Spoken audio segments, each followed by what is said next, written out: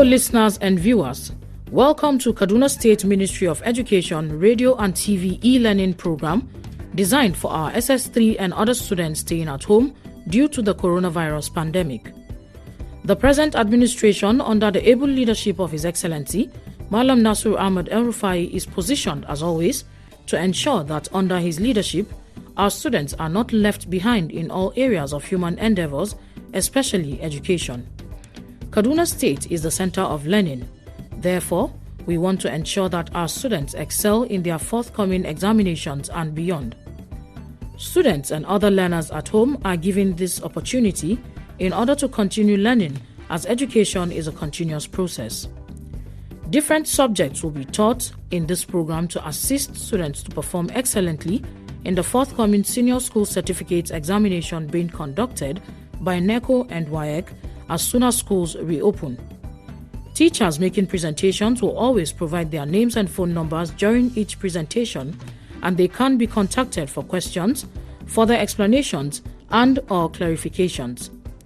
The following numbers and contacts can also be reached for expression of any concern or observation: 090-865-00545 or 080-383-62072. Our website is www.education.kdsg.gov.ng. Our email education@kdsg.gov.ng or education.kdsg@gmail.com. Our YouTube channel, Ministry of Education, Kaduna State. Our Twitter handle @Kaduna_MOE. Or our Facebook page, Ministry of Education, Kaduna State. Stay safe, stay at home, and learn well. Thank you, happy listening, and happy viewing.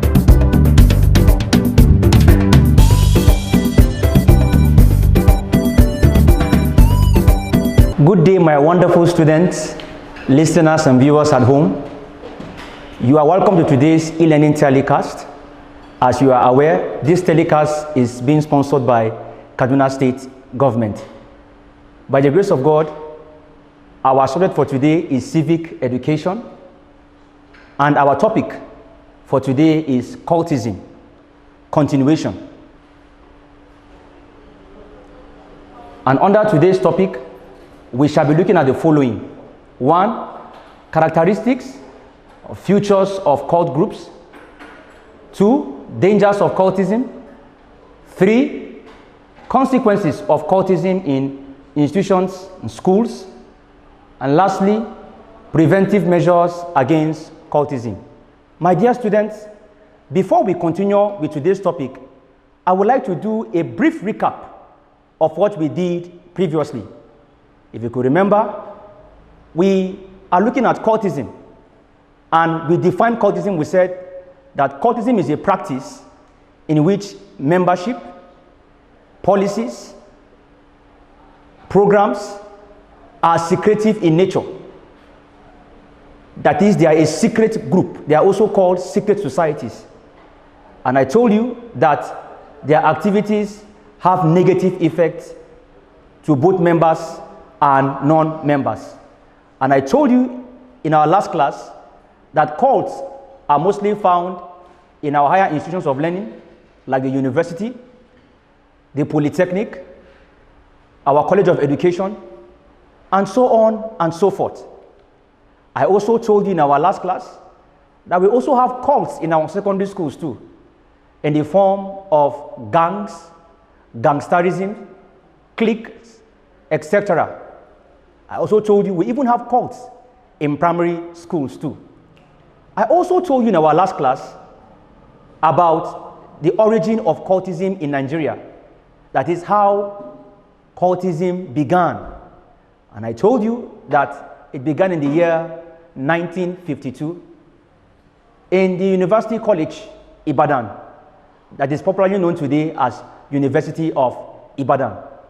And I told you that the first cult that was established was the pirate confraternity.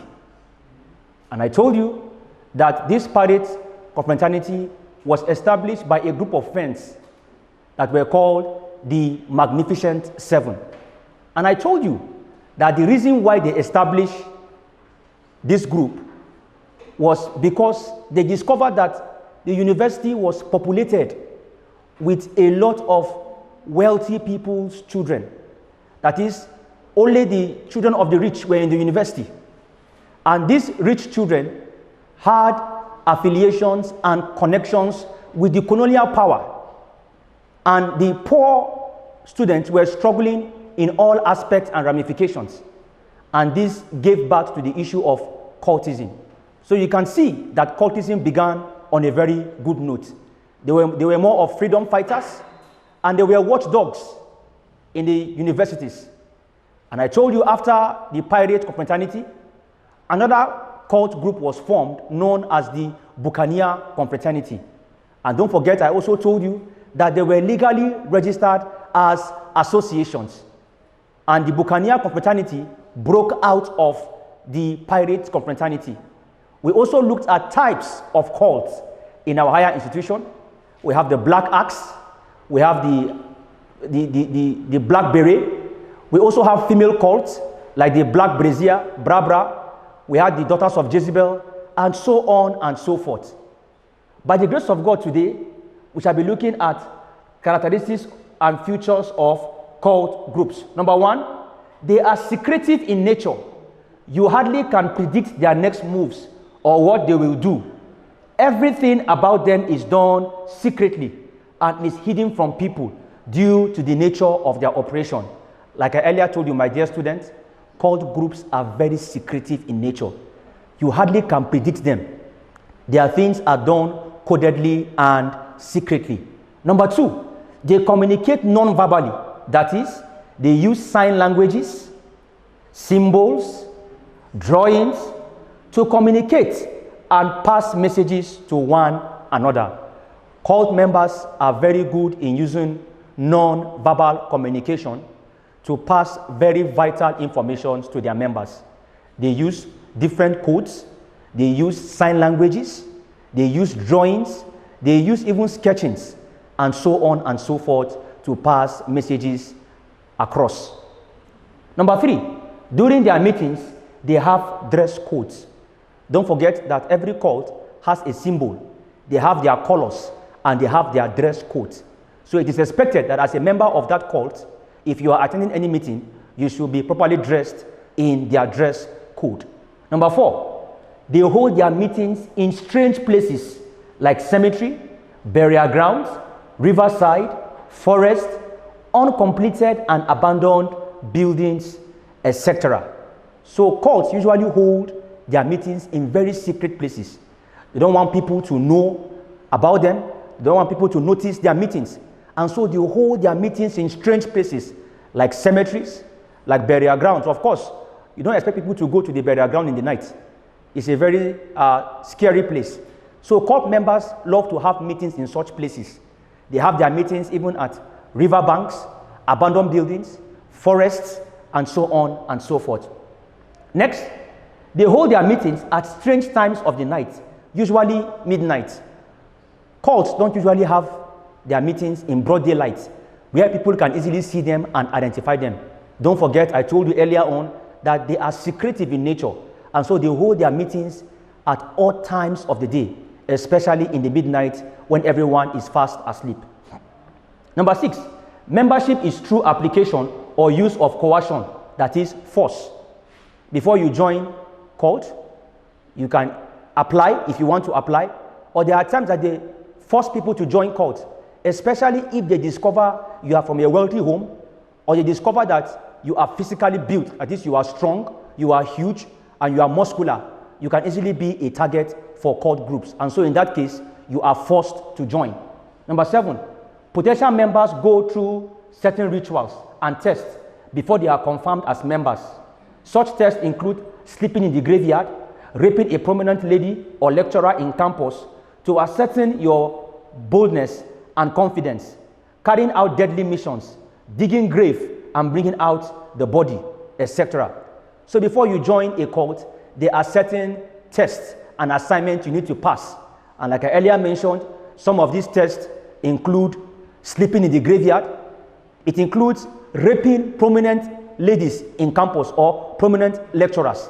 It involves you doing a lot of strange things and odd things before you can be qualified to be a member of that cult. Next, we have initiation. It's a ceremony in which potential members are accepted and confirmed. An initiation ceremony is done. It requires taking oaths through blood covenants. At the end, members are decorated and are properly dressed with the dress code of the cult. The symbol of the cult is handed over to them. They are taught the ethics, signs, and code of conduct of the cult. So it simply means that before you are formally confirmed as a cult member, there are what we call initiation ceremonies that will be done. And this includes you taking an oath that you will be a member of that cult. It includes blood covenants.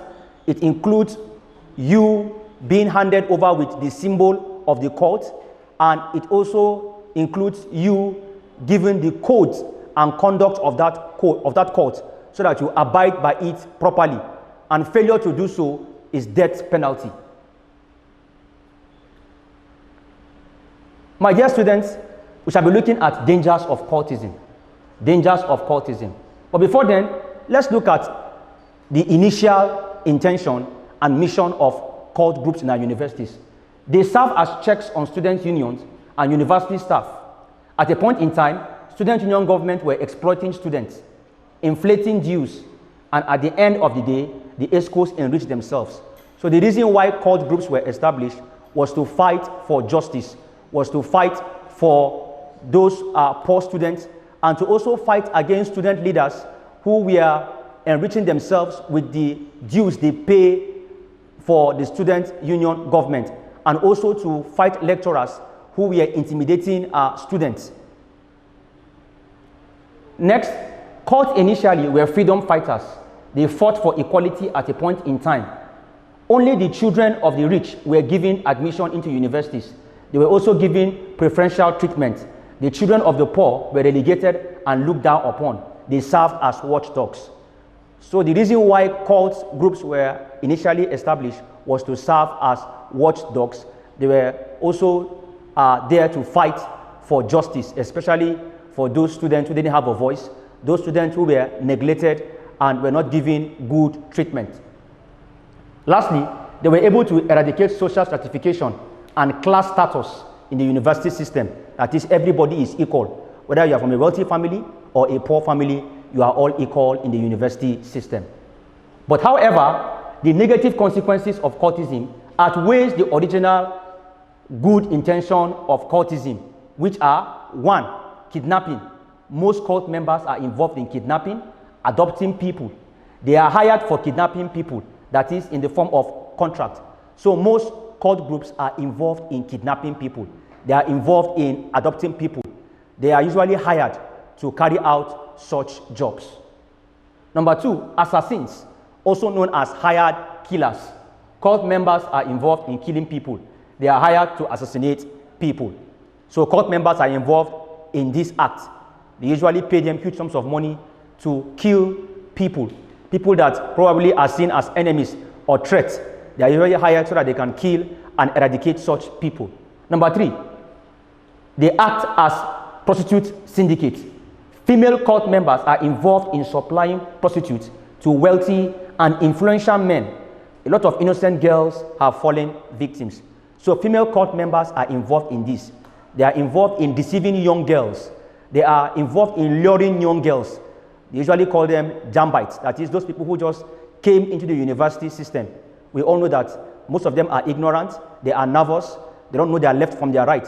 So most of these female cult members take advantage of them, and at the end, they are supplied as prostitutes to wealthy men outside the university campus. Next, they intimidate political opponents and are usually the catalyst for campus crises, riots, which usually end up in bloodshed. So most of our demonstrations we have in the campus, crises, riots in the campus, are usually started or are usually initiated by cult members. And at times, most of these riots and crises usually end up in bloodshed and loss of lives. Lastly, most cultists are involved in armed robbery. Most cultists are involved in armed robbery in the sense that most of the cults usually pay are what we call dues, and most of their parents cannot afford to give them this money.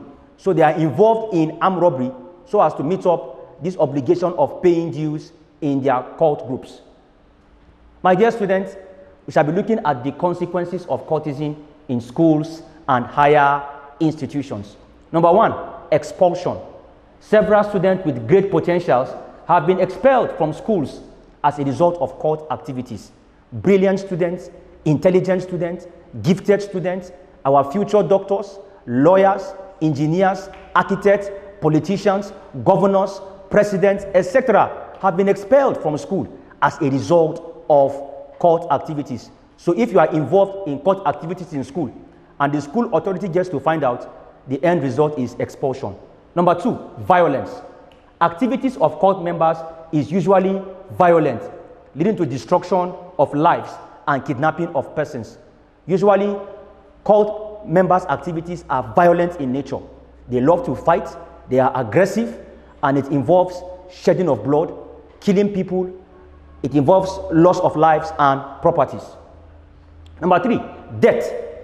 There have been several deaths recorded in campuses, higher institutions of learning as a result of cult activities. Death usually occurs as a result of clashes between two rival gangs.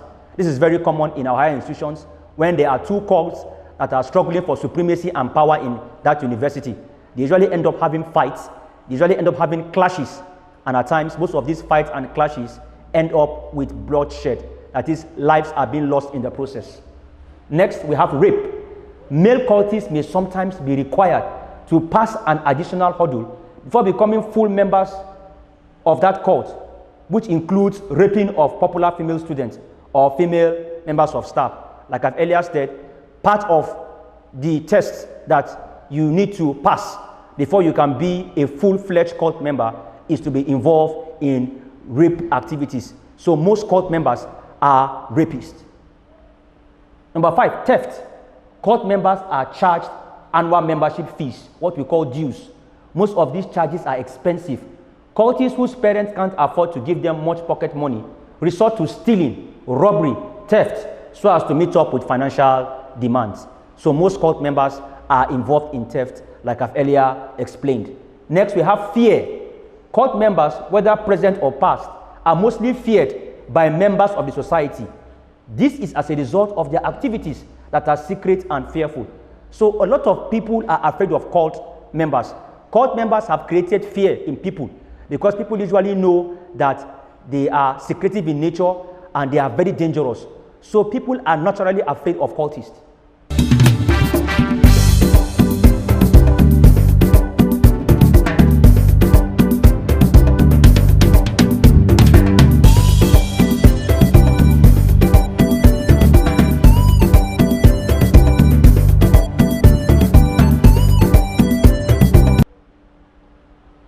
Next, drug abuse and drug-related substances.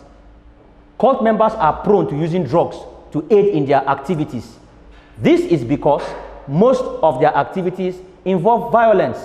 They will need some intoxicants or substances that will cause them to lose their senses and conscience so as to carry out their activities. So most cultists are drug addicts. They are involved in taking hard drugs like cocaine, like marijuana, heroin, and the rest of them. Now they take these drugs so as to make them lose their minds before they go out for their missions and assignments. Because a person in his normal senses will not take knife and kill somebody and shed innocent blood. So at times they have to take these drugs that will make them high and give them courage to carry out their evil acts. My dear students, I want to still encourage you that you should say no to cultism. Preventive measures against cultism. What are the measures we can take against cultism? There are several preventive measures against cultism. They could either be by the individual, society, government, institutions. They include 1. Self-determination. A person can determine not to belong to a cult or confraternity, having heard about their activities.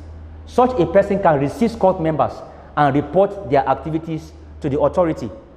My dear students, some of you will soon be going to the universities, polytechnics, and college of education. I want to encourage you to be determined. That is, you should say no to anyone who wants to introduce you to any cult. You should be determined to say no. You should be determined to read your books, focus on your studies, and at the end of the day, you will overcome this hurdle called cultism. Number 2, studying hard in school. It is only lazy students who will intimidate lecturers, professors, by burning their cars and abducting their children. It simply means that the reason why a lot of students join cult is because they want to pass exams. They are lazy students. They don't want to read their books. They don't want to attend lectures. And so the only way out for them is to intimidate lecturers and professors. They intimidate them by kidnapping their children, by burning their cars, and forcing them to pass them during exams. Number 3, faith in God as provider and protector. Most people join cults for the purpose of protection. Our religious leaders should sensitize their followers on the need to have faith in God and see Him as the ultimate protector.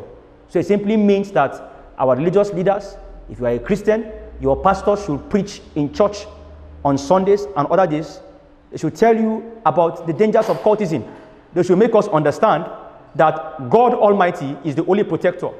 Most people join cults because they want to be protected. And most people join cults because they want to be rich and make money.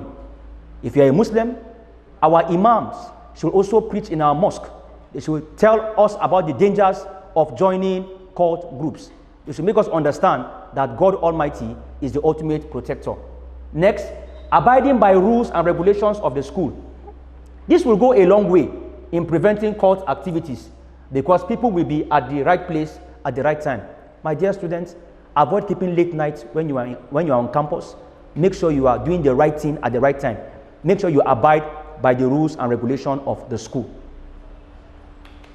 Keeping good friends. Bad company corrupts good manners.